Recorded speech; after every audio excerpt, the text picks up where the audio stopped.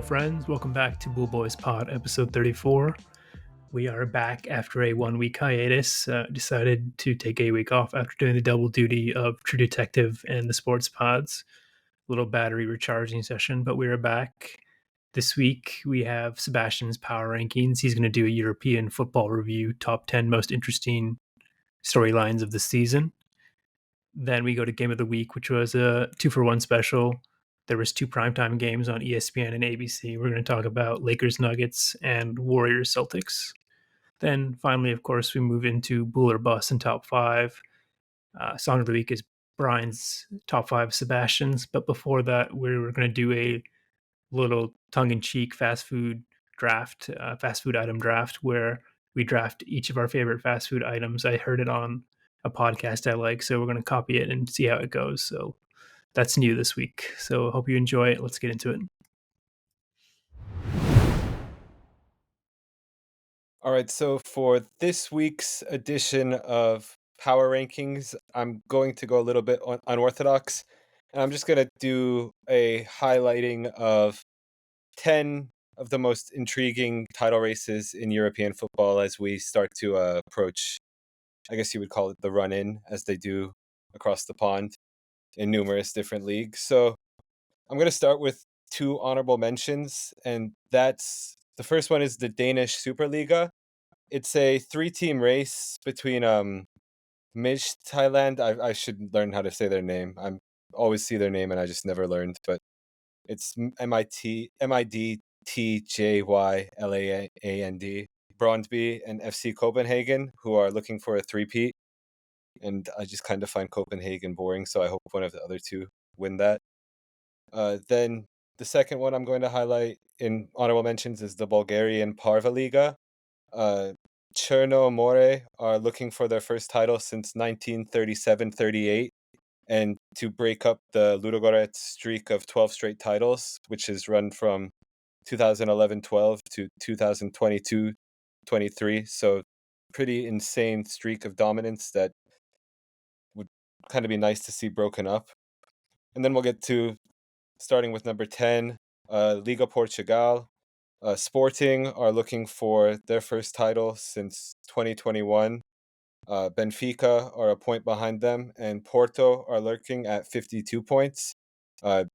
Sporting have 59, so they're a little far off, but Porto did just beat Benfica today 5-0, which kind of reopened the race, and it was kind of a shocking demolition, and it was usually a pretty competitive fixture.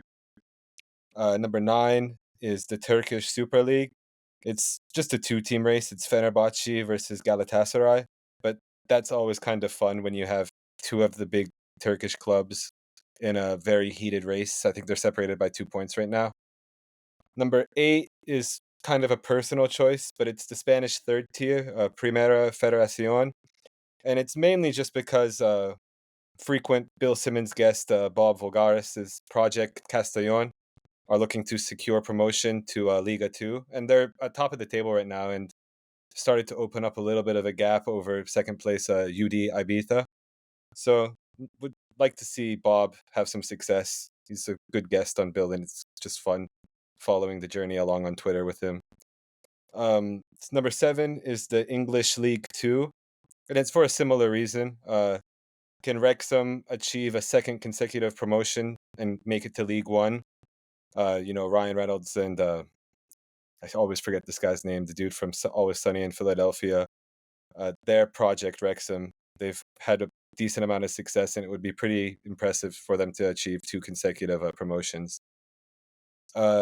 Number 6 is the Greek Super League. This is one of the more competitive races, honestly. It's 4 teams separated by 4 points. You have PAOK at 60 points, AEK Athens at 59, Olympiakos at 57, and Panathinaikos at 56. AEK Athens won it last year, so they're looking to repeat. Olympiakos, it would be their 4th and 5 years, and Panathinaikos haven't won since 09-10, so pretty interesting there. One to keep your eye on. Number 5, to me, there's a clear delineation actually between 10 through 6 and 5 through 1. I think these are a little more interesting. Number 5 is the Bundesliga 2. Uh, can St. Pauli return to Bundesliga for the first time since 2011-12? They're kind of one of the more beloved clubs worldwide because of what they stand for, and it would be a really good story. So definitely hoping St. Pauli can, return to the top tier of Germany. Number 4 is the English Championship. Leicester pretty much have number 1 locked up, although their form has been kind of shaky the last 2 weeks. But, the second automatic promotion spot is between Ipswich, Leeds, and Southampton. And, Ipswich haven't made it to the Premier League in, I want to say, 20-ish, 20 plus years. I should have that down, but I forgot to make exact note of it. But yeah, it would be a really good story if they could somehow hold on to that second automatic promotion spot and finally break through to the Premier League after what's been a pretty horrendous multiple decade run for their fan base. Number 3, maybe this is personal bias from me, but it's the Scottish Premier League. You know, this is a pretty awful season by Celtic standards, and they're still only 2 points off of Rangers. And the it's been ugly from both teams, honestly, the past few weeks. Celtic had a chance to go top of the table today, lost at Hearts after Rangers bottled a pretty horrific match yesterday against Motherwell. And, just this is basically, can the Celtic team save the season and halt evil, or is Brendan's incompetence just too much? Um, Number 2 is the Bundesliga. And this one looks like it's not going to be super competitive, but you never know when a club is named Neverkusen. So basically, it's to see if Bayer Leverkusen can drop the Neverkusen nickname and actually break the curse. And then number 1, this was very easy. It's the top league in the world, and it's actually wildly competitive this year. It's the English Premier League. You have Liverpool with Klopp's last stand, City looking for a historic four-peat, and then Ashwin and myself's team, Arsenal, can they finally break through and end what has also been a pretty horrible decade or so, a little more than a decade of misery. So that's the list to me. And yeah, English Premier League has the title this year as the most intriguing title race. But there's a lot of other good ones to pay attention to.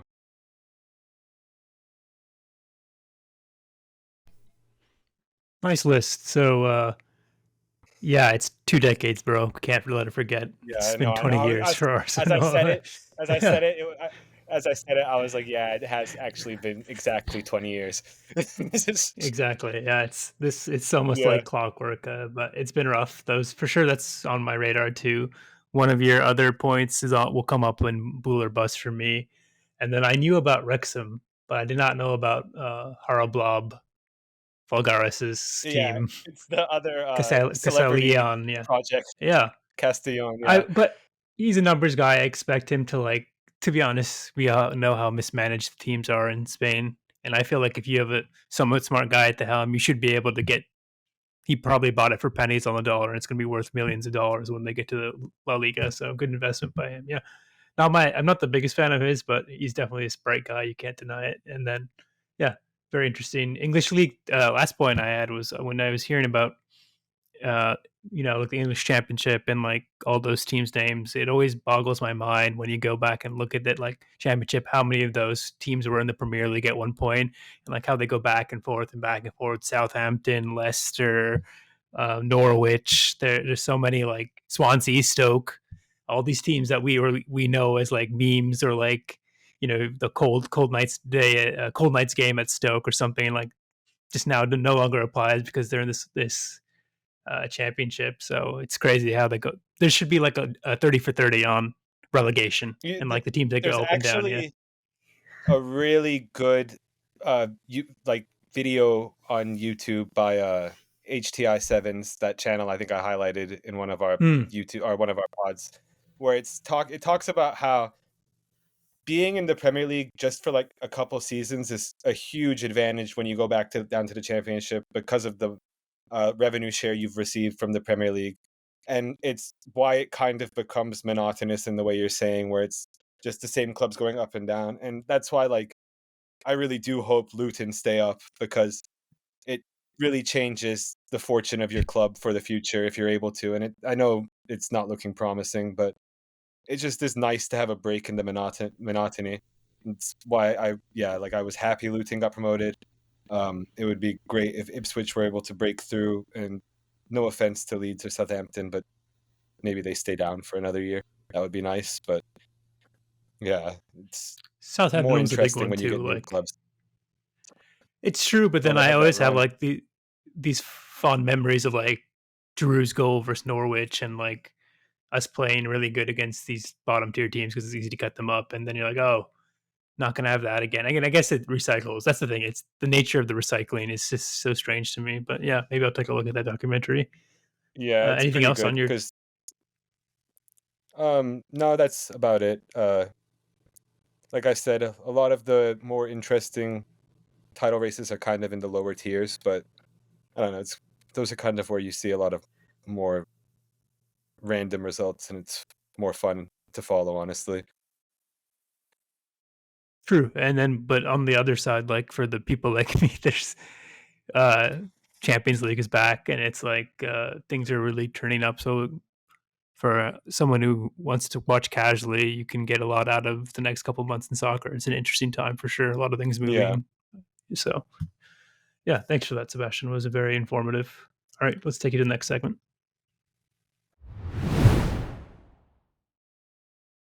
All right, game of the week is a 2-for-1 special. There was two NBA marquee matchups this weekend.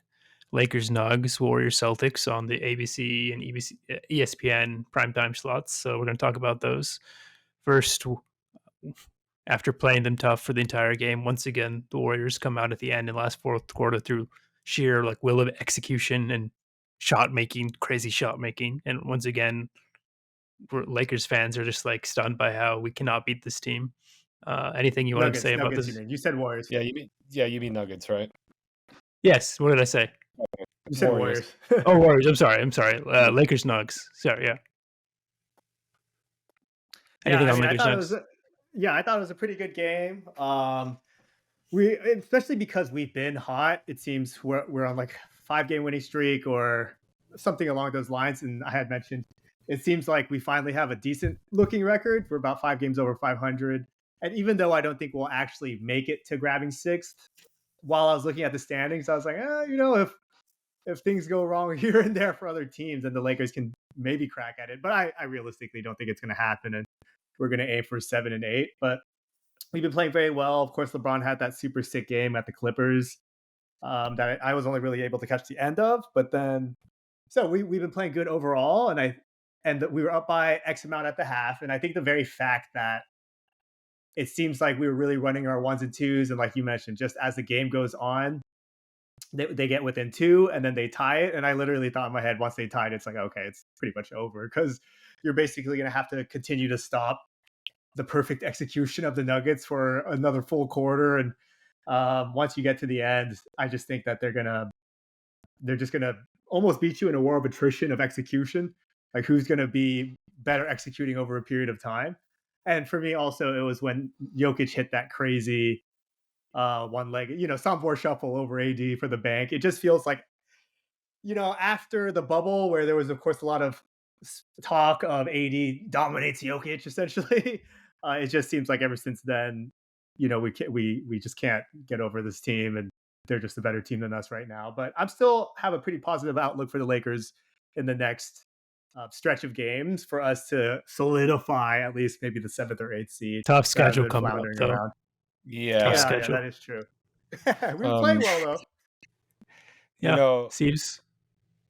when we were only up 8 at half, I knew we were gonna lose because recently the Nuggets have kind of had this tendency of not having great starts to games, but then they close within a certain number at half, and then in the second half they take over.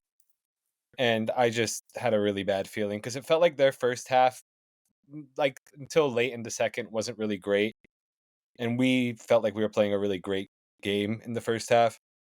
But we did this thing to start off that it kind of pissed me off, and it was the Rui on Jokic matchup, and it kind of Jokic was scoring pretty much at will, and it just kind of gave off the vibe that Darvin thought he was smarter than everyone else, and I kind of just was like rolling my eyes, like, dude, like, yeah, it was cute for like 6 minutes in game one last year, but it doesn't actually do anything.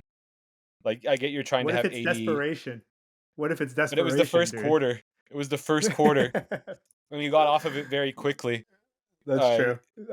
just I feel I like don't he's going to know. score anyways. Like would you rather him dish it up for everyone and everyone shoot really well, which ended up happening anyways? It's like pick your poison type thing. That's my vibe on it.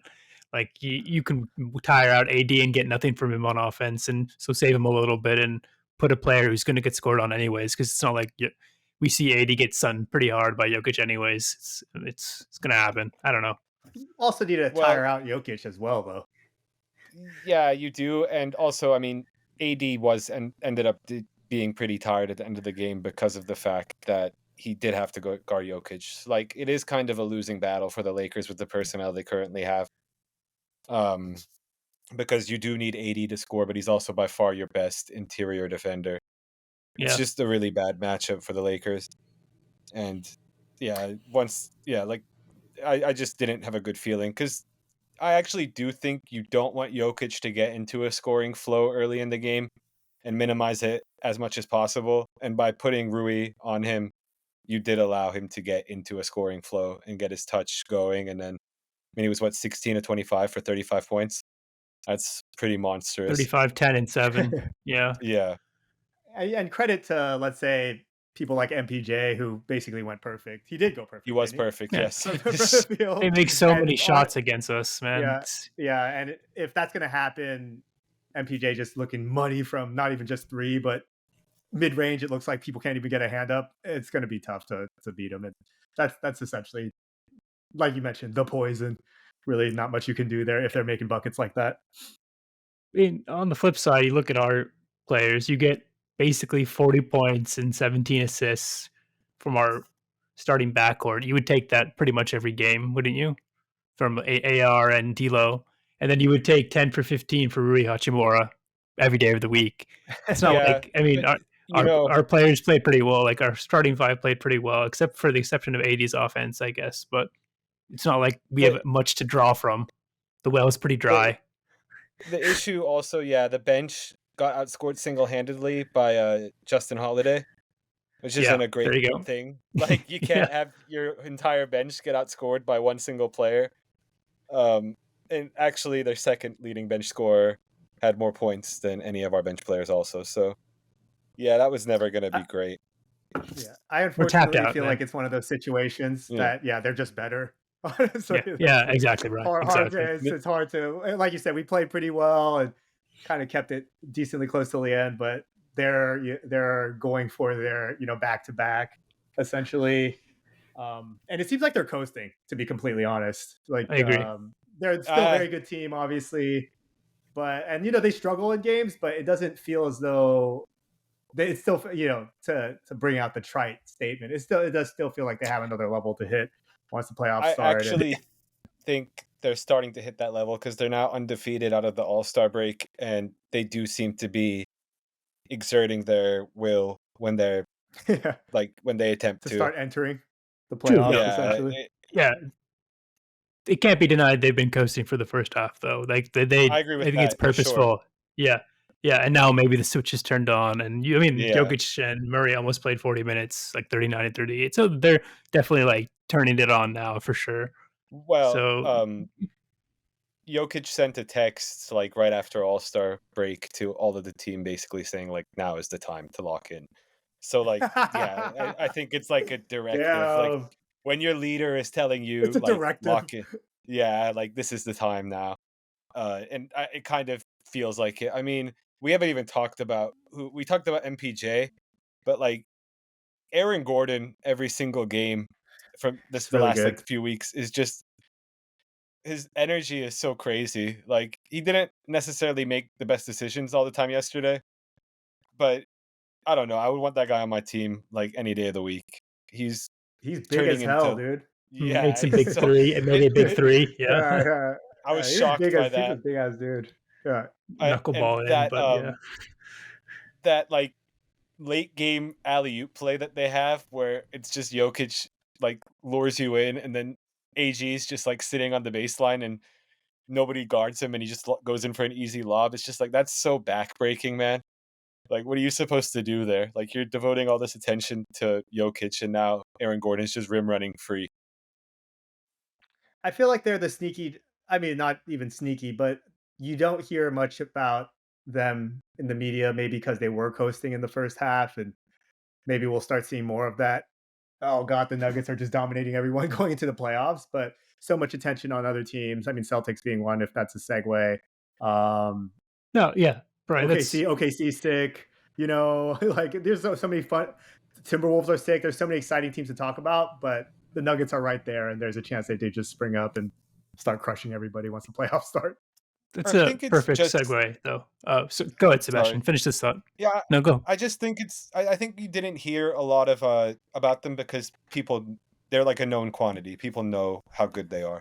Whereas the other teams, it was like, oh, look at this OKC Sure. thing. It was like new and sexy. So I just kind of Yeah. think No, I think it's that's kind of like fair. when the Spurs with Duncan. You didn't hear a lot of talk about them, but you knew they were inevitable. Yeah.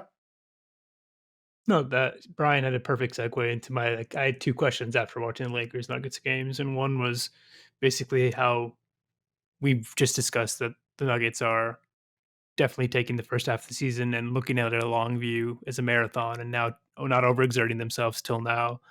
So, based on that, do you think they're the favorites? Do you think that, like Brian mentioned, Minnesota or OKC have a chance against them? Or are we just like 'cause we see all these teams like Sacramento have a good season last year, and then they come into the playoffs and get spanked by more experienced team? Could it happen? Like, do we even see any of these other top four teams contending?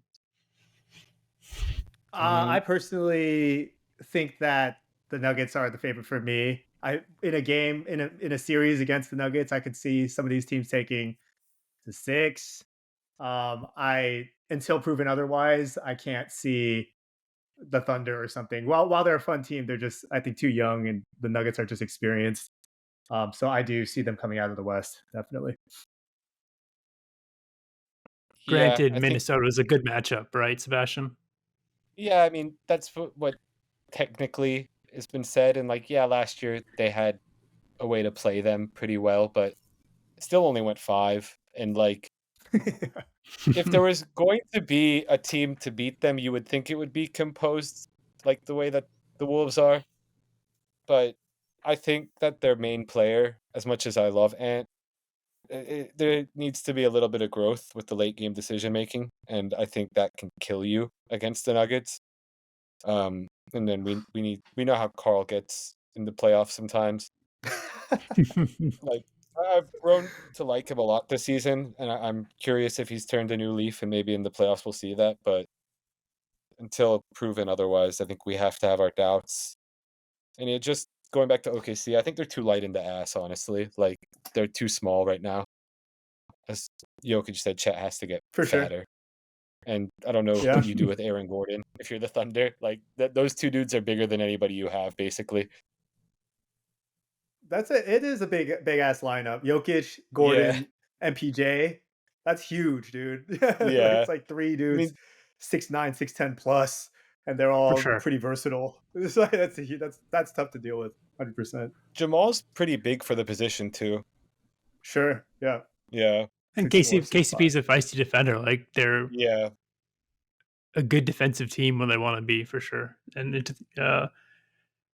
let's go to my next question. So we talk about Jokic and AD a lot, and I was thinking, is AD like as a first pick of the first round? Do you think he's like fulfilled his potential?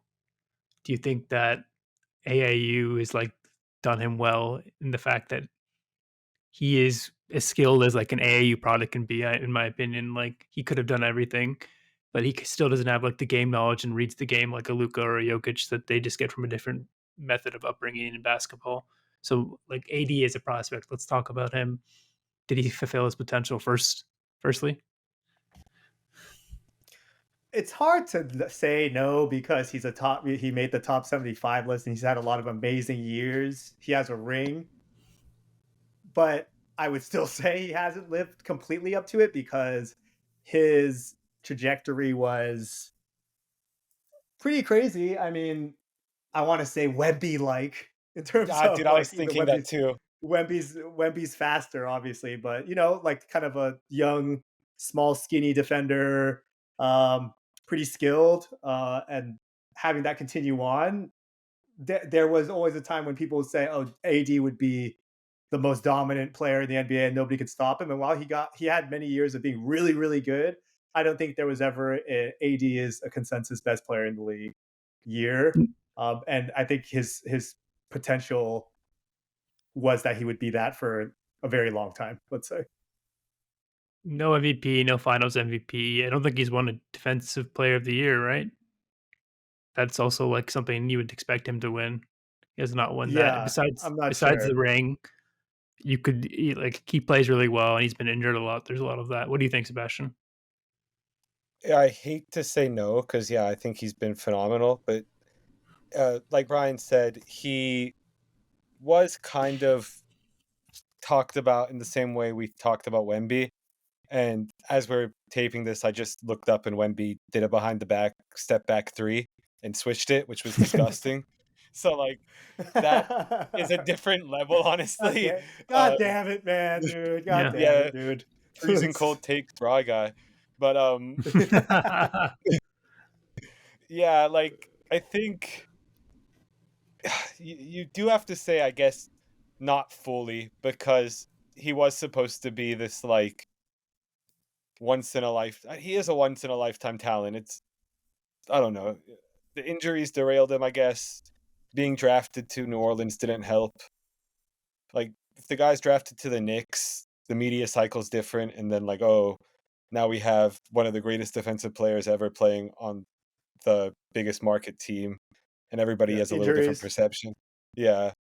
So 'Cause I don't know. It's complicated.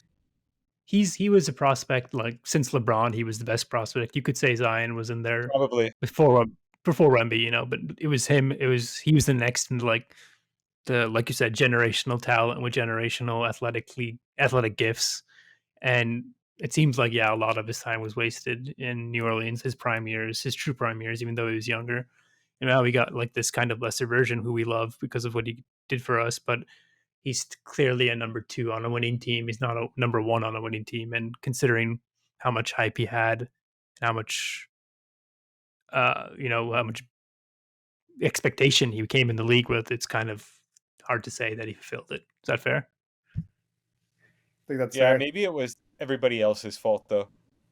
Because I What do you do mean? feel like it's really cruel to say he didn't fulfill it, even though I agree. It just feels really cruel because it's about as good of a career as you could really hope for from a number one pick, honestly. Yeah, Like Considering how many of them y- flop, yes, but he was a yeah, different yeah, yeah. breed, right? That he was in that like true blue yeah, I chipper agree. type vibe, so it's kind of rough for him. If he was just a normal There's still first some pick, years left.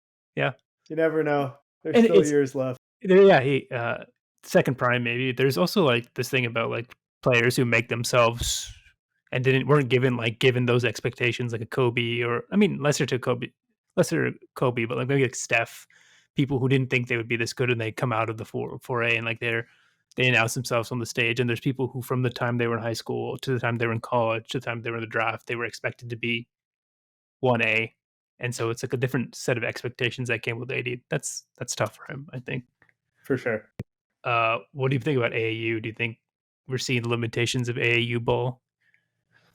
It seems that that's generally the discussion for me. It's less of the limitations of the skill set, but it's more so the running down of the athletes, more injury. It seems that there's It's a good less point. Yeah. emphasis on playing in a way that's protective of yourself. I mean, if we're to compare it to more Euroball, of course, I mean the classic, it's more skill based. It's a little bit more finesse based, and those players seem to play the game slower, a la Luca, a la Jokic, and that seems to be what's dominating the honestly like the great star power these days. So um, Yeah, I mean AAU I think is fine, but if there was just more care taken to how many games people are playing, and then less of like the superstardom culture and building more of those just team habits, I think there's still potential for it to be great. I don't think it's like dead or anything, but uh, It's a it's hard to seesaw. say that we're reaching the limits, but because there's always going to be great players. But there I does mean, seem to be a shift in more foreign players coming into the league for sure. Oh my to your goodness. point, like the seesaw of games played and practice is like they're inversely related. The more you play games you play, the less you practice, and when you're practicing, you develop those things that I feel like Euro players are. Steve, what do you think?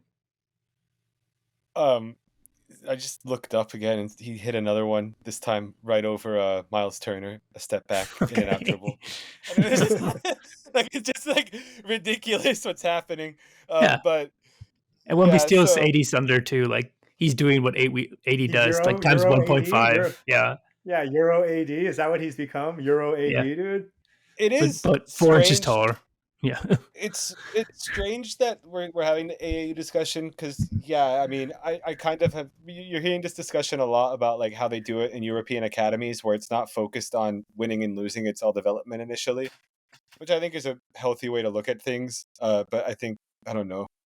I can't imagine myself as a kid being like, yeah, I just want to dribble all day and shoot. I want to. It was like competition was kind of like bred into you, you know. Like I remember I went to like a shooting camp with that I can't remember his name, but he made us Dan like Campbell. dribble. Not Campbell, Lynch, that miserable man. Oh yeah, David. But Yeah.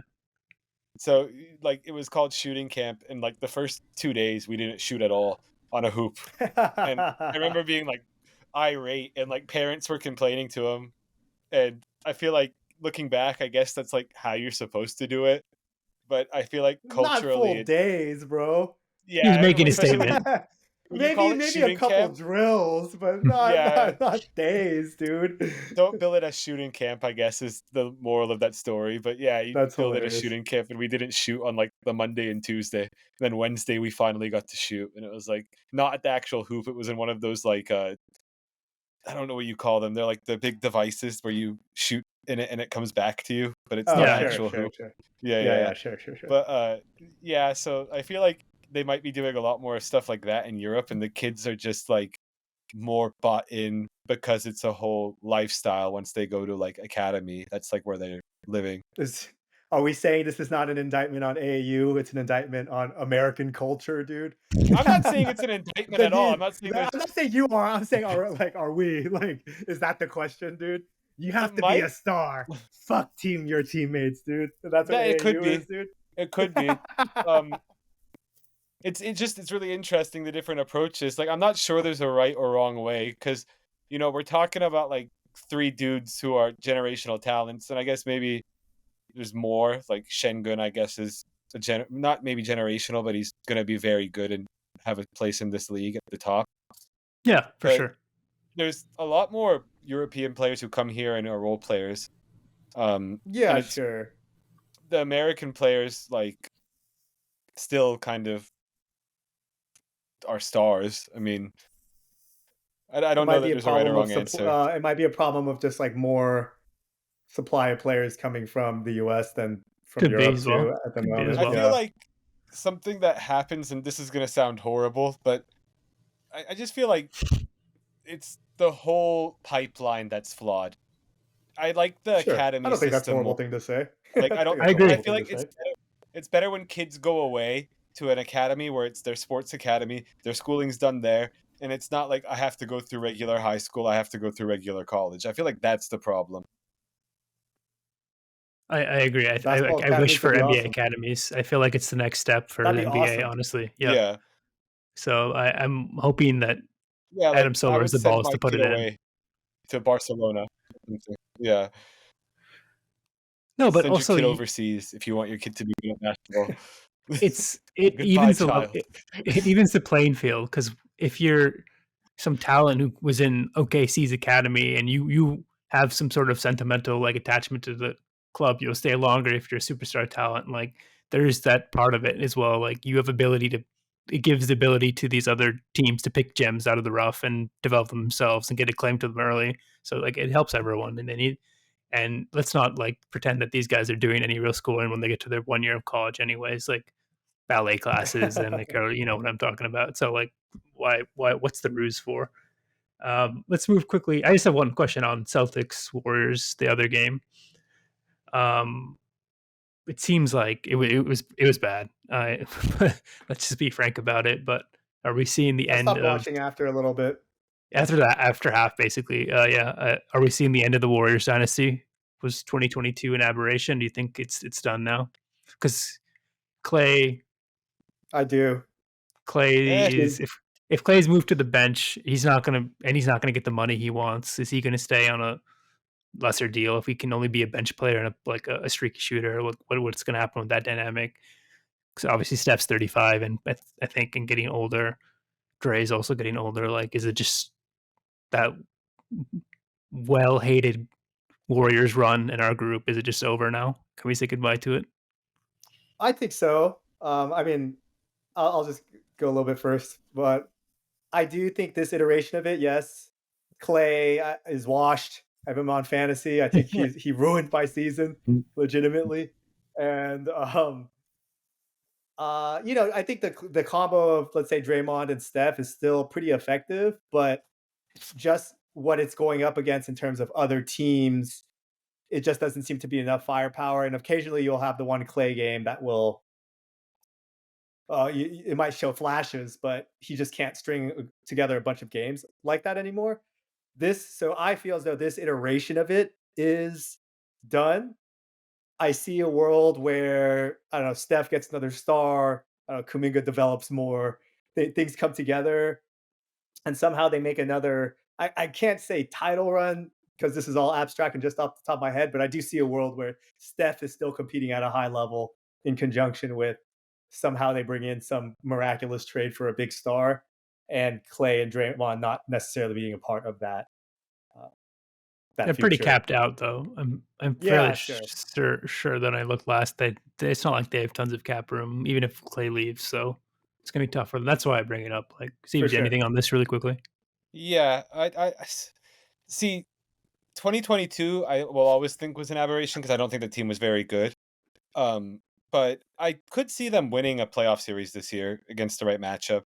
Like we're talking, they had this terrible performance today, but I believe they were on a pretty good run prior to Yeah, they this, were like winning what 11 of 13 or 12 of something 14 or like that. something like that. So they figured some things out, and Kaminga's been really the revelation, which leads you to why did it take Steve so long to see this? Like he had to basically get bitched out by him, which is an indictment of Steve, maybe. But um, yeah, I don't know. To me, the problem is Steph is alternating between great performances and miserable performances way too often.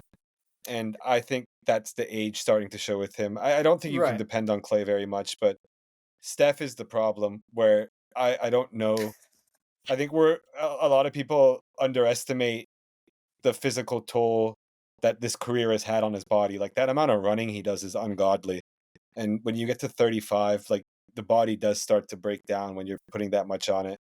And I do think that's why we see so many games where Steph's just like 4 of 17 with 6 points and 1 assist. I mean, it's not great, but when he is on, it's still one of the more terrifying things. Well, I'll say this: two things on what you said, Sebastian, is they base what you describe basically the chance to win a first round playoff round matchup is basically where they started at the beginning. So it's almost like the circle is complete. Like with the That's the Baron Davis years or first Steph era is like with Monte and stuff. They were basically trying to upset from the bottom end of seventh, eighth position, and that's basically where they are now. So I do think I agree with this, Brian, that it's gonna be very tough for Steph, Draymond core to win another championship. They might have a good puncher's chance at a couple matchups here and there, like you said, Sebastian, but it'll be tough.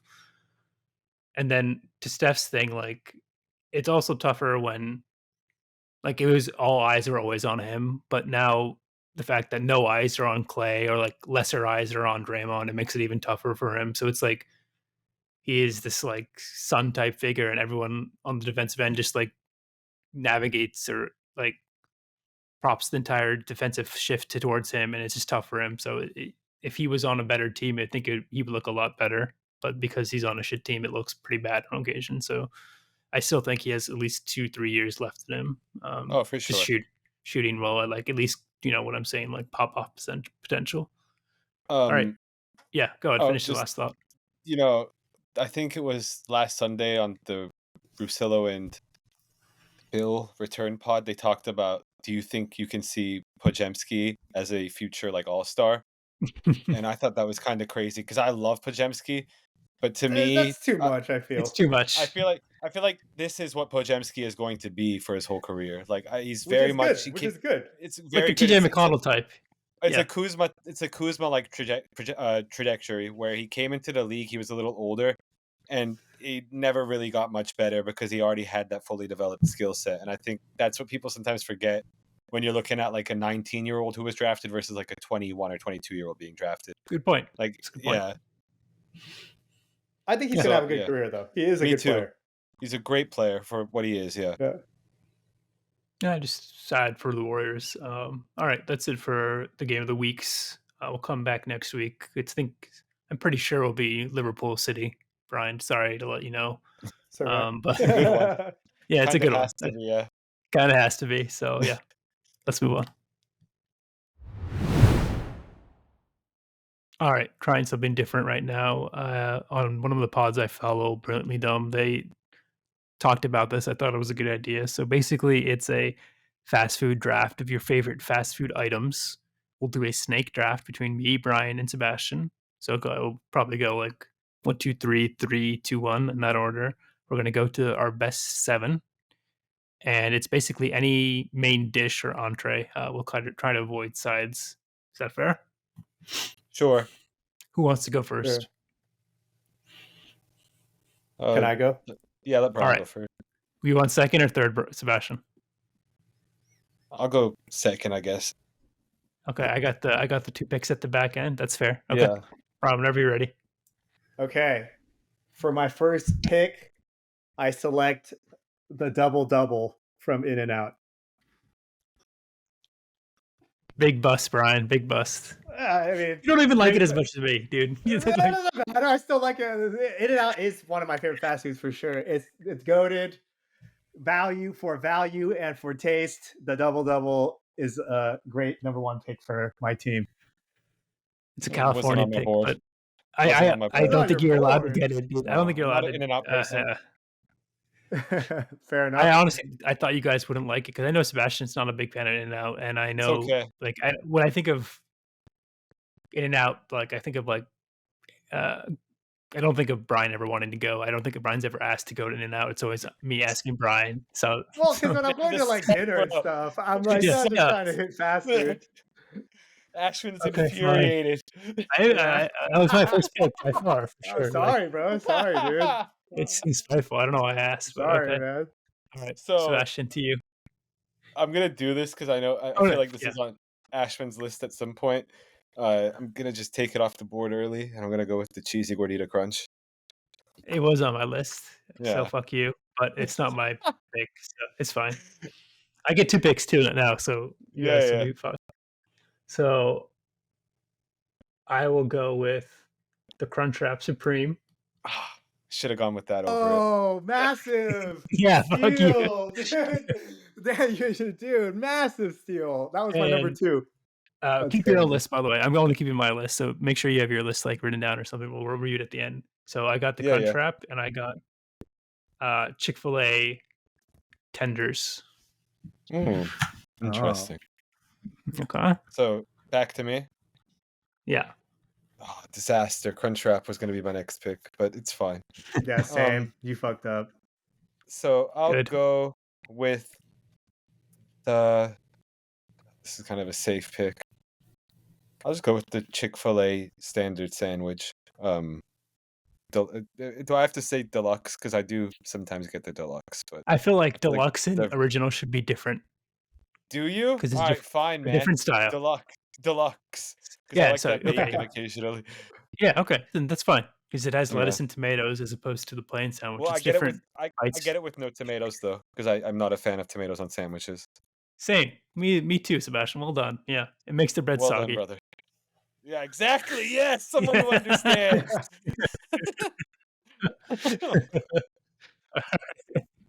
So back to Brian then. I get 2 picks as well, or just one? I think you get two.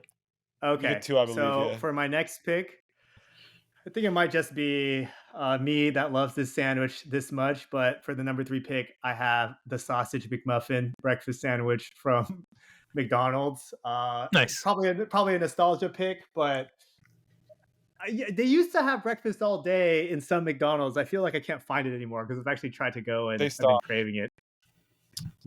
Shameful, because I love the breakfast at McDonald's, but I never get to get it. With my next pick, number 4 pick, or my third pick, are just it's a McDonald's combo is chicken nuggets. I think they're just Oh, super good. fucker. They do something special with their tempura, and I remember Tempura. whatever I mean, it is temporary. Yeah, I they're fried. They're understand. fried. They're It's a little fried. temporary. I remember, was it Super Size Me where the guy ate McDonald's only? Yes. Or I don't know. There used to be some kind of educational videos where they would show you like, why would you want to eat McDonald's chicken nuggets? It's just like a disgusting paste that they fry. And I was like, I don't know. It's dank. So I don't care. I used to roll my eyes at those. Like, live a little, people. Yeah. So that's my next pick, the chicken McNuggets. Okay. To me. I believe it's me, right? It's back to Seebs. Oh, back to Sebastian. Snake, Okay. yeah. So I will go with. Oh, I guess we'll go 3 McDonald's in a row. I'm gonna go with I'll go with the Big Mac. Okay. Yeah. Okay. I I think there's a better sandwich there. There probably is. I know which one you're gonna say, but I like I never get the Big Mac. I get the sandwich you're probably referring to more, but the Big Mac is tastier. I'm not. I doubt it's the same sandwich we're thinking of. And in fact, I'll take it in one of the next ones. I guess it's to me now, right? So I get 2. Yeah. So I'll take the McDonald's cheeseburger just by itself. No, that's way worse. Okay. Yeah, not the quarter pounder. Not. I know that's what you thought I was thinking. Yeah. I knew it. I knew. But yeah, I think it's fantastic. It's classic, nostalgic, all of that. So, and then I guess I can take. We'll do a double back-to-back nostalgia dub. We'll do the cheeseburger from McDonald's, and we'll do the Carl's Jr. Chicken Stars. Oh, wow. Great call. Yeah, I didn't have it OG. down. I love Chicken Stars. I didn't have it. I don't know if they still loved it. make it, but yeah. Okay, Brian. So Sebastian. yeah, it's back to me. Damn, so many choices now. I'm gonna go with I'll go with Del Taco Chicken Soft Tacos. Okay. Good call. Very good call. My turn. Yeah. Okay, so my first pick of this round is just the Taco Bell soft taco. Soft taco. Oh, Interesting. I love the soft taco. I think the crunchy taco is far superior. But that's me I love too. the soft tacos from Taco Bell. So I'll choose that. And then the next pick, I feel like this one probably won't be as popular as well, but the bacon cheeseburger from Wendy's, I used to like a shit ton. That's good. Yeah, and cool. so that That's would be good my shit. next pick. That would be my Wendy's next is pretty underrepresented here, I think. Yeah. Oh, I'm I gonna feel get like to such it. an underrated fast food, honestly. For sure. Well, Wendy's is good. they deserve some shit for that surge pricing bullshit that was rolled out last week. I saw that. What is this? Apparently during disgusting. busy hours they are going to start raising prices. What does that mean? Busy hours? Like, there's Like a lot of people there. Yes. Is it to target like the high schoolers who go there, the Irvine high schoolers who go I there? think it's like the rush hour people who are going there essentially. Well, what is rush hour? Is it Like not after work? lunch? Like I'm going home interesting. after work and I'm stopping at Wendy's. And now you're gonna give me more money. It's really nasty. It's a terrible idea. Their like ownership issued a basic non-apology. Like, we're also gonna highlight when things are cheaper. Like, fuck you, dude. Like, just why are you ruining a good thing? But I will go with a Wendy's pick. next, and that's Dave's Hot and Juicy. I usually get a double, but just the Dave's Hot and Juicy burgers are really fantastic. Probably my favorite fast food hamburger. Dave, is that Dave's Hot Chicken? No, the Hot and Juicy. It's just called Dave's Hot and Juicy burger. But the shop, Nah, Wendy's. Wendy's. There's something called Dave's. Dave's Hot and Juicy What? after Dave Tom. Yeah, after the owner. I didn't even know that, bro. That's what the standard hamburger is called. Dave's Hot and Juicy. I didn't know that. That's hype. But Yeah, it's. I like the bacon cheeseburger that you picked, but I don't yeah, I find love it the to bacon be cheeseburger. a meal. I do find Fair Dave's enough. Hot and Juicy to be a meal. More, you like it better than the Baconator? The Baconator is a bit heavy. I usually will get the Dave's Hot and Juicy with bacon on it, but the Baconator is too much bacon. Is that the same thing? No, Dave's Hot and Juicy is a hamburger. I get it with no tomato. That's just to good keep. call. Yeah, Yeah. no tomato ever, bro. Okay. I mean, that's fair. So, Sebastian, right? I picked it's you. so it's now. I believe it's you, Ashwin. You Okay. have two. I have Yeah, you two. got two back to back. So, is it a faux pas if I say a These are cheeseburger your animal final style? two. Yeah, I feel like it's a faux pas. Okay. So no animal style variants, even though Nah, that's it's kinda superior. whack. It's very lazy. Okay. I'll go with the KFC Chicken Little. Oh, Big quite fan of good. the chicken. Classic. Yeah, and then I guess I'll go with Wendy's Nuggets. Oh, that's a good one. So That is a good one. back-to-back chicken picks, Chicken Little and Wendy's Nuggets. Okay, Bri. I think Sebastian. it's me again, right? Is it? Oh, dude, I keep messing up the order. It was God. Go ahead. I'm gonna go with. This is difficult. I'm gonna go with the Whopper. I'm a big fan of the Whopper from Burger King. That's a good I pick. totally forgot about Burger That's a King. good Damn, pick. I feel like dude. I feel like it was totally unrepresented in our draft, and I felt like it would be cruel to not. I feel like we have to go to include. 10 now. 7's not enough. Burger King is a crazy one, isn't it? Because they have a Yeah. lot of really good things. The original chicken sandwich. Oh man. Also the tender crisp was good for a while, then they ruined it. Whopper's also excellent. I remember getting it when I was younger. It's That like one charbroiled of the first flavor. burgers I had. Yeah. Oh. Okay. It's me. Last pick. Yeah. I can't do desserts, can I? It should be Ashwin said main entree. entrees. Yeah. Okay, that's fine. Then I'll do.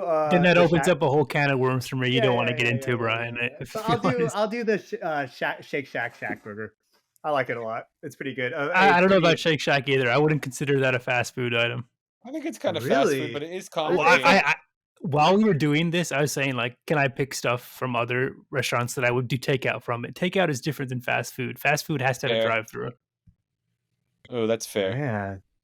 I actually thought about it. I was like, should I bring up these other things? But during the course of this like top 7 list, so I think we got to veto Shake Shack, Brian. I'm sorry. Okay, that's Bougie okay. Brian. Yeah, Bougie Brian, Then- like you know, that's okay. he's such a Cali boy. Then can we do animal style fries?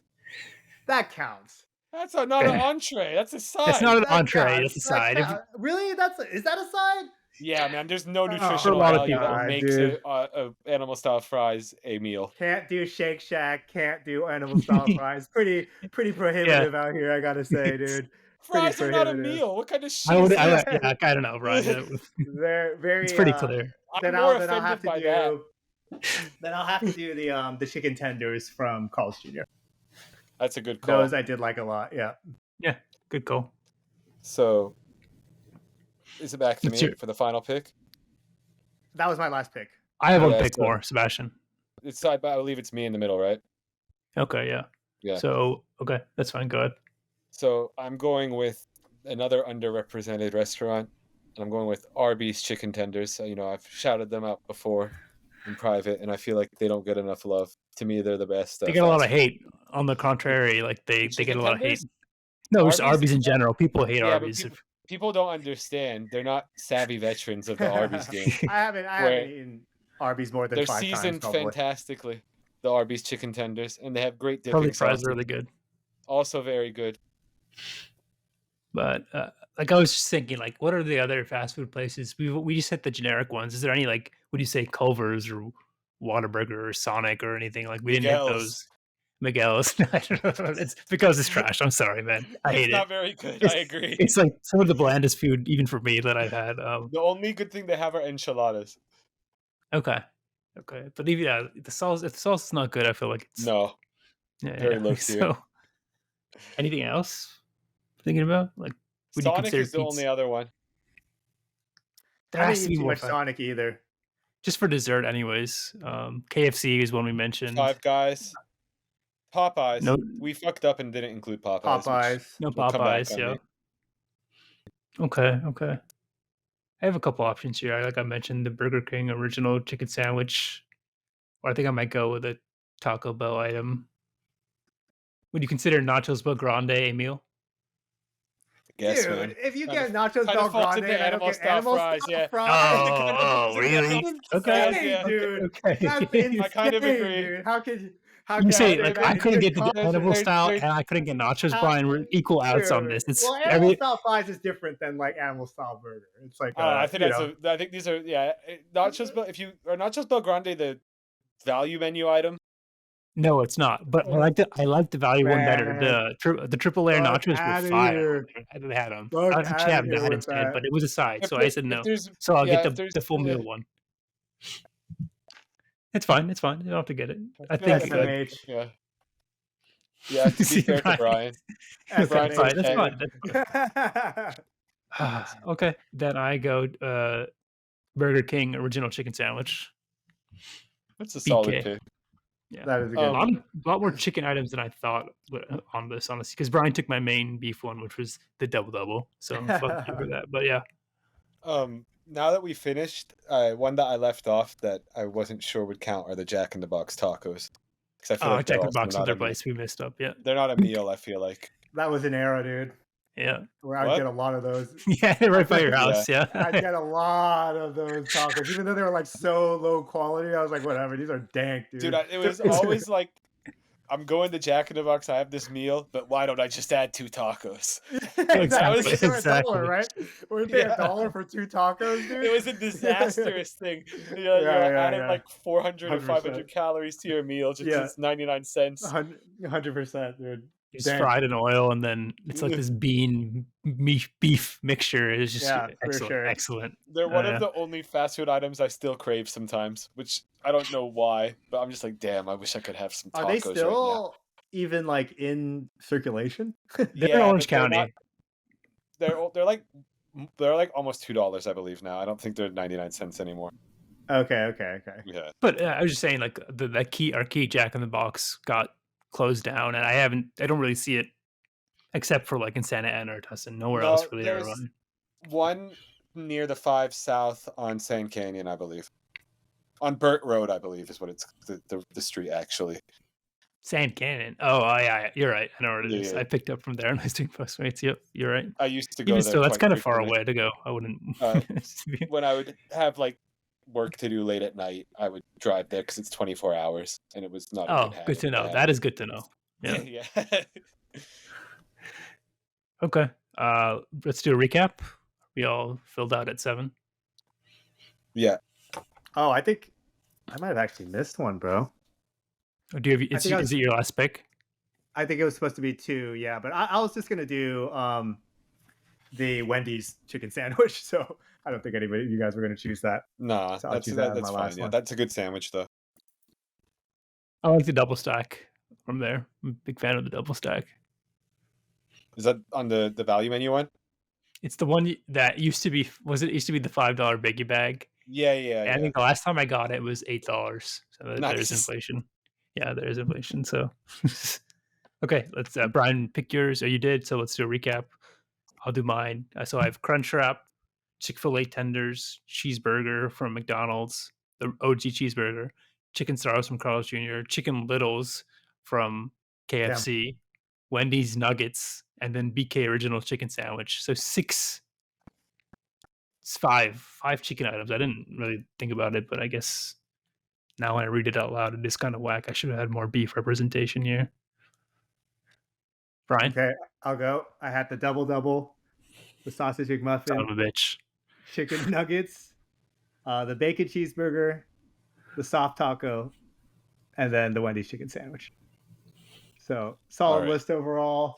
I mean, obviously, I'm gonna like my own list. I still hit up some of this stuff honestly because I just crave it so bad. So I feel you gotta do my started work really I hit up. strong. Sorry. I feel Yeah. Brian started really strong. That's like my I NBA would draft say yours this is year. actually the weakest, Brian, in my opinion. This is my It this does. is my NBA draft this year, dude. It did fall apart towards the end. Yeah, It's like my clay pick, dude. I was gonna Falling say. apart, dude. What was like your? I don't know. There was a pick in there that was kind of a. The beef soft taco is your clay pick. yeah. There you Yeah, Yeah. come on. Not even, dude. Y'all sleeping. Okay. All right. Your So, last. so I went with the cheesy gordita crunch at number 1, which it really was a fuck Great up. I pick. should have gone crunch wrap. No, I Should would have gone have crunch taken wrap. it. Yeah, that's true. That's You true. should have gone crunch wrap. Number 2, the Chick-fil-A deluxe sandwich. 3 was the Big Mac. 4, chicken soft tacos from Del Taco. 5, Dave's Hot and Juicy burger. 6, the Whopper, and 7, Arby's chicken tenders. This is a very solid omission. list. A notable I think if omission is we, the quarter pounder. I think if we put this out to like a random survey of 200 people, Sebastian's would probably come first. I think Brian's would probably come last. That would put me in the middle. Yeah. Hey, dude. Yeah, I'm sorry. Yeah, he got all the Oh classics. no! I What should have happened? picked the sourdough jack. I really fucking am Oh, angry okay. at Classic myself one. now. Yeah, classic. So I just feel like we're good. missing a lot. Even though I wrote like 10 or 15 down, I still feel like I'm missing things that I I was used to like, get. as we were picking, I was feverishly writing shit down as it came back to me because I was like, "Oh, that's a good one." At some point, we can do these drafts now and then, but the idea is that just get it down on paper what we like in a fun and interesting way. So that was the fast food draft. Any comments, guys, or move on? No, Y'all motherfuckers. That's why. I think we did a really good job actually. I was skeptical and it turned out really well. Okay, good. We'll do another one later on. All right. Booler Bus top 5 song of the week. So top 5 was Sebastian's this week, but we'll start with Booler Bust. Anyone want to go first? Anything particularly irksome for you guys, or particularly Bool? Either one. I'll go first on Bull or Bust, I suppose. All right, Seebs. Just the calendar is finally turned to March, and March is the most magical month because we're entering conference tourney season, and March Madness will begin in like 20-ish days, I believe, which That feels was really actually late. one of mine. Yeah, it's very nice.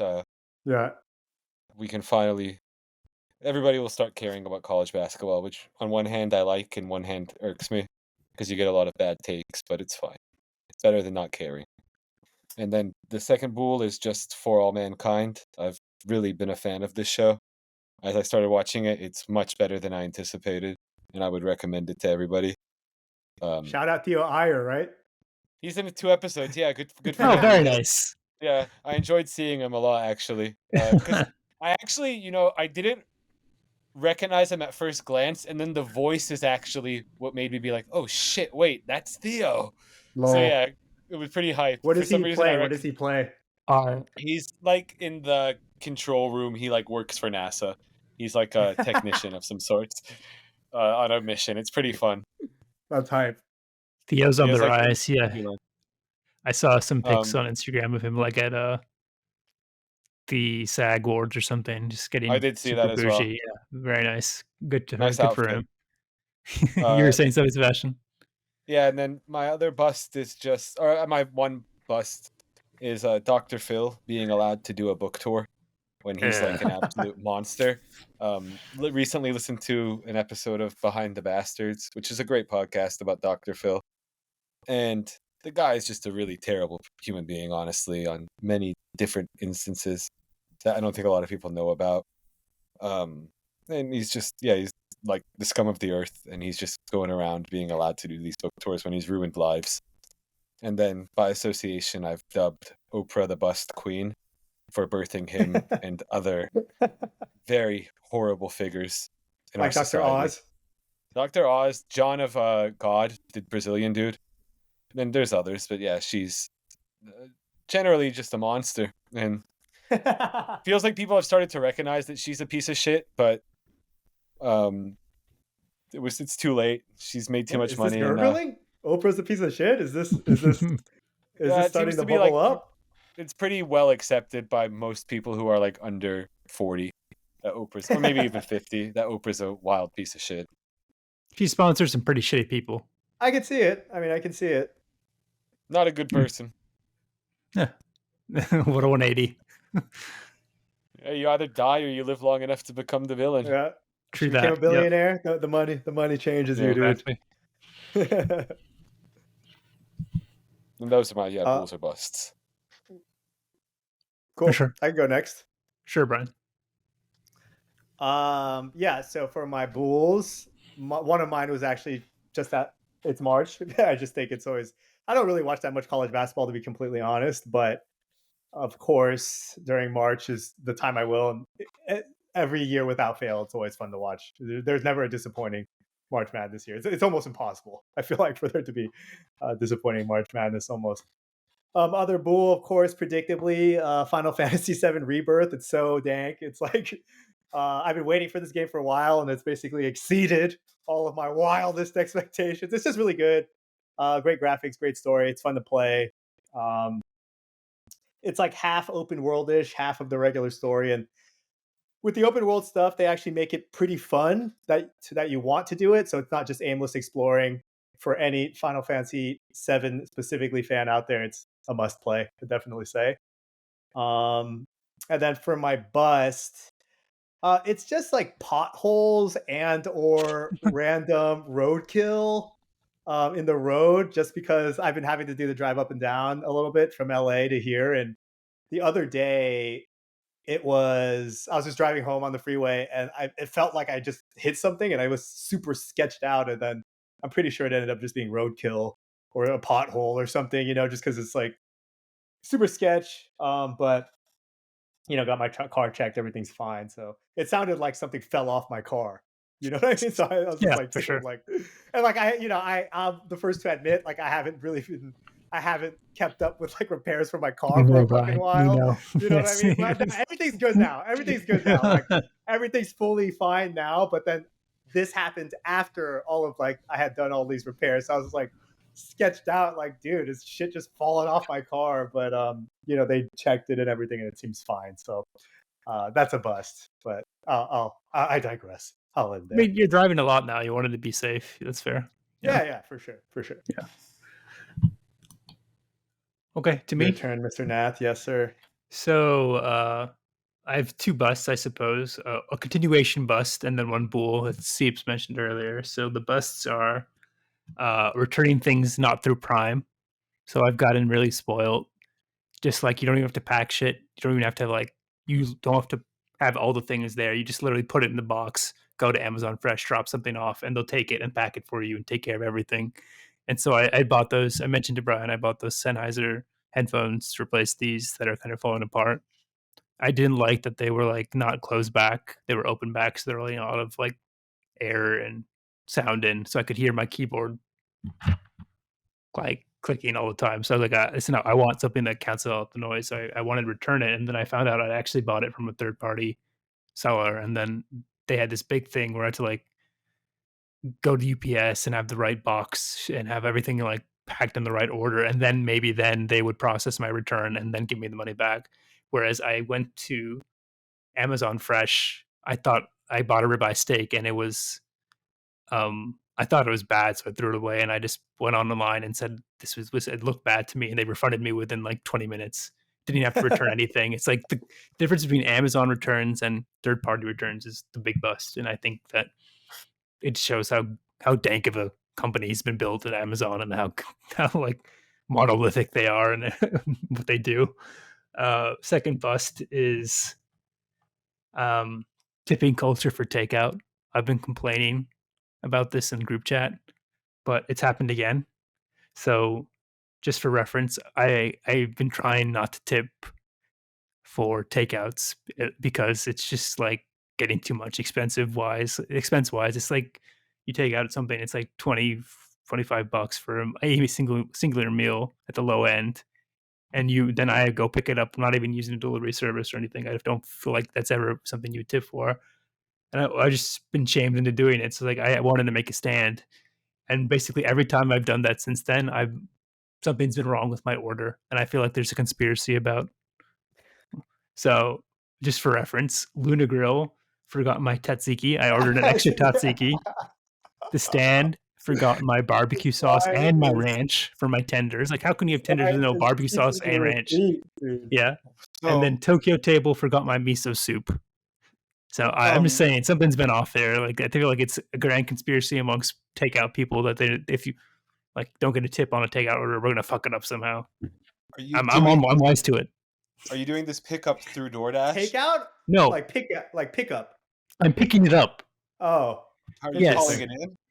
Huh? Are you I'm not calling it calling it in? in. I'm ordering through whatever online thing their website says. So yes, and sometimes one time Ooh. it was Grubhub, the other two times it was through their website. I feel like Call it that's a in. big bus. Call it in, Call it in. That would be my tip. but then there's no paper trail either. Yeah, but then you're not asked to pay or tip until you're there, so the order's already prepared.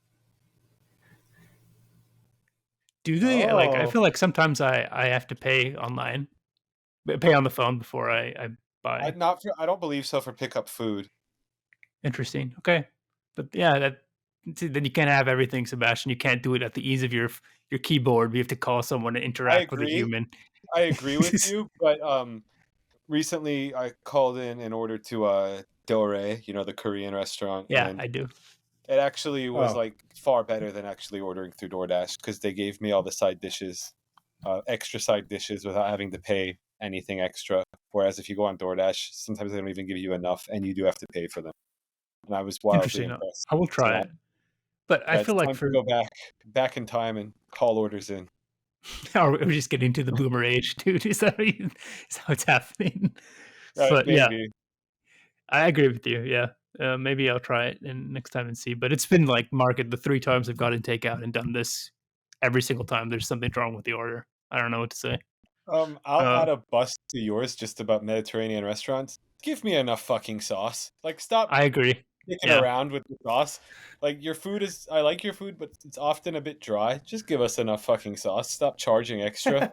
It's a Like, fantastic like statement. I couldn't agree more with it. Yeah. yeah. Like, I get donor G a lot, and I have to pay out the ass for extra sauce, and it's just like this is what does this really cost you? Like, just give me extra fucking sauce, man. You're right. It's so dry without like extra Yeah, tzatziki or extra Greek dressing or something like that to like put on top and mix it together, some type of hot sauce, and every single one charges like $1 per tzatziki. Even my yeah. famed chicken maizan is charging you extra for tzatziki and like dressing and stuff. It's just the sauce conspiracy needs to end. It needs to be included with your meal. Charge me $1 extra. I don't care, but give me as much sauce as I want. Exactly. All right. So on to happier things is something Sebastian mentioned at the top with his European football like review is Bayer Leverkusen is figures to be in pole position to win the Bundesliga. I Yeah. don't want to hex them, knock on wood, but Bayern just tied again over the weekend, and Xhaka are heart and soul from last 7 years, and Arsenal's there, and he's has a chance to not only win but to deny Harry Kane easy like silverware that he went to Bayern for. So I can't say it enough. I'll be so happy if Bayer Leverkusen wins. Bayer Leverkusen no more. So that's quick and easy. um, Let's move to go ahead. just one as an aside with Bundesliga stuff. Did you see that clip of that Darmstadt supporter ultra on the field after they lost this home match 6-0? Just like laying into the team, and they're all just standing around listening to him. It's a fan. He's on the field just screaming at the team passionately. I've not. And I've not. it's one of the crazy. I don't know how to feel about it, but I feel like every sport fan should watch it because it's just like this is such a different culture where this is chill. If you did that in America, you'd be fucking arrested, and the players would not be receptive. But like they all are just gathered around, and this guy's in the middle of them, screaming and pointing at them, and like on the verge of tears, and they're just all like looking at him like yes, we're sorry, basically. And it's like, what the fuck? This is the craziest shit. So, yeah, I recommend looking at Clip Up. I'll send it to you guys after. It's wild Yeah, and I'm so down to watch weird it, to but look at. Yeah, I'm down to watch. Yeah, ultras have too much power, man. Like what I they're like, agree. it's a cult within a fandom that just has like takes over a stand and like is able to do stuff like Germany that. It's crazy. having a weird time with ultras. Those protests they had for like 2 weeks straight that were halting every match because they were pissed off about some new financial uh, situation going into their league. Yeah, ultras in Germany, in particular, have a lot of power. Sometimes it's a bit much, but this was very interesting. All right, so that concludes Pool or Bust. Let's move to top five. Sebastian's this week. Why don't you explain it? So I just decided to go with a top 5 workout artists, like artists you'd listen to when you are working out. And yeah, self-explanatory. Why don't you go first? All right, so we'll start with number 5. I went with Naira Marley. Uh, always like to have some Afro beats. Well, not always, but I do like to listen to Afro beats when I'm working out sometimes, and he's probably my favorite, so I went with him. 4, Duke Deuce out of Memphis. Music just goes very hard, and I'm a big fan of his music when I'm lifting. 3, this is kind of weird, but I like St. John. I like listening to St. John when I lift Oh, sometimes. Feel like interesting. it's a bit sing-songy, but the beats often go pretty hard. So St. John is number 3. 2 is Future. Um, that one pretty self-explanatory. I feel like a lot of Future music is just very exciting.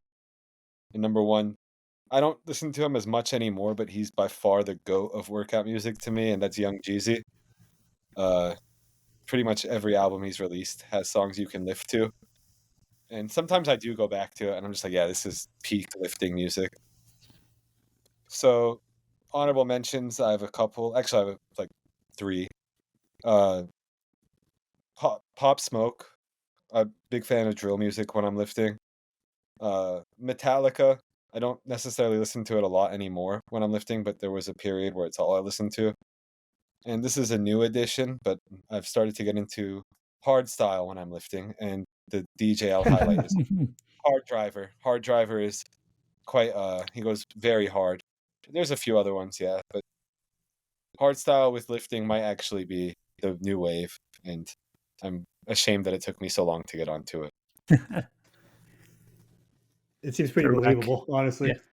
Yeah, it's really I don't even feel like I need rests in between my sets. So all right, let's go. And that's I could go. all right. Sure. Yeah, go ahead, Brian. Yeah, at number 5, I just have Kanye, honestly. I listen to Kanye a lot still. There's just so much diversity in the things to listen to while working out to Kanye, so I have Kanye on there. At number 4, I have Macross 8299, which is like the future funk stuff, but that's mostly when I'm biking. If I am to count biking as part of my workouts, which I do. So it's always fun to ride my bike while listening to future funk, and the aesthetic of the album is like motorcycles, so it's pretty sick. Ah, Number 3 is Bucket. So Bucket is one of those like funk artists that I always listen to, and he just has the most hype beats for lifting. So I always listen to Bucket a lot.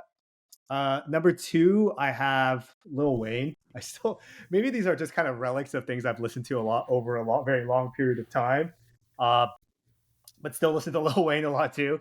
When I'm working out, so that's definitely very up there for me. And then number 1, I actually just have whatever Shook Ones counts as. It's mainly just that song. Yeah, you know On what I mean? repeat. On repeat, you know what I mean? So I don't want to say Mob Deep as a whole because it's me. I do like them, but mainly just that one song. But I have that at number 1. So gotta stay consistent with basically how much I'm listening to Shook Ones, That's a essentially. good one. But yeah, so that'd be my number 1. Classic. Um, yeah, for Kanye, I feel like after there's like a delineation where I feel like his up until Yeezus. I feel like that music is not great for lifting, but once you get past Yeezus, it's like all meant for lifting, if that makes sense. When he started going more up tempo. Yeah, for sure. Yeah. Yeah. Jesus is so sick for a living. Yeah. It's like one of the better workout albums. All right, Ash, you're up. Yeah, so that's a good segue to me. I would put Kanye at 5 for me. Pretty self-explanatory. But then number 4, I think would be interesting. I would say Pete Rock, CL Smooth type vibes. That's Pete Rock and CL Smooth, or Pete Rock and I. Then 3, Matzo, a little trance mix up or like drum and bass type vibe, house. 2 and 1 are kind of interesting for me. I would probably put Gangstar at 2 and then Artie at 1. As you guys know, Artie was a big fan of, or Ziz was a big fan of Artie, and I kind of see why. It's good lifting Yeah. music, very epic type vibe. I agree It with makes you that. feel. So yeah, and then I didn't really have many honorable mentions. One person I thought would probably be good would be Eminem. Would you agree? Depends. Until I collapse. Yeah. That would Yeah, be there's fun. definitely- exactly something like that. Exactly. There's some Eminem songs that work for sure. Yeah. So I guess another one would be Anjuna Deep. Anjuna Deep, like Boom Jinx, Lane 8, Ender Bayer, industrial tech type vibe. I would say that would probably make my list too. Yeah. I just laugh at Ashwin's revelation once that he doesn't listen to hype music. Dude. Yeah, I know what we were he's on the talking great- about. Some of these Yeah, are pretty right. hype though. Yeah, some of them pretty hype. Yeah, Yeah. different type of hype. Different It's type of not hype, like, but like not dog ignorant hype. hype. Yeah, ignorant hype, like that. Another word for it. Yeah, there you go. I actually like it. It was. I was in the car with them on the way to Salt Lake, and they asked, "What do you listen to get hype?" I'm like, "I don't really get hype. I don't. I don't know what I would listen to get hype." So there you go. Okay. Anything else for top 5, or we'll move to song of the week? Yeah. Song of the Brian. week. I've been getting into just drum and bass a little bit more. I think just like up tempo, pretty fun to listen to. Just as I'm commuting and just doing things that require moving, I feel like drum and bass keeps a nice constant. Taking Adderall. No, I didn't say anything about that, dude. But I'm just saying. it keeps a nice constant flow going. And so the song is called "Take Flight" by Athena. Very nice. Okay. Yeah, Seebs, you want to say something? No, when I think of drum and bass, I always think of them doing copious amounts of cocaine in the show industry. Yeah, or cocaine. Yeah, this is a chiller variant of drum and bass, dude. As per not insinuating anything at all, right, Brian? As par for the course, a much chiller drum and bass, dude. All right. Thanks to Brian for producing. Thanks for Seebs for doing the opening. We'll be back next week with Game of the Week, Liverpool and City. Big game for us, for Arsenal fans. And then hopefully we'll have a new show to follow along with in the next week or two. Maybe bring Arjun back as well. So thanks for joining again. Sebastian, Brian, as always. Peace, brothers. Peace.